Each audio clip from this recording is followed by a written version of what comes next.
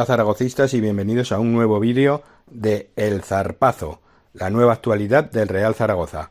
Hoy hablaremos de las bajas y salidas de los jugadores del Real Zaragoza que ya se están produciendo. Ya de hace unos días de Raí, que salió al Depor, se une ahora Buila, que sale cedido al UCAN Murcia, y también la de Alberto Guitián, que sale al Bolívar.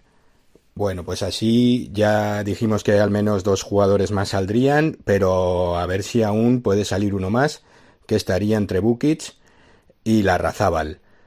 Y ya han llegado, como ya hemos dicho en vídeos anteriores, Sanabria, Alegría y Pibernés, que seguramente debutarán.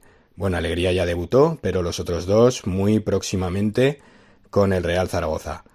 Si te ha gustado el vídeo, ya sabes, coméntalo, compártelo, dale like, también puedes seguirnos en redes sociales y también te puedes poner en contacto con nosotros.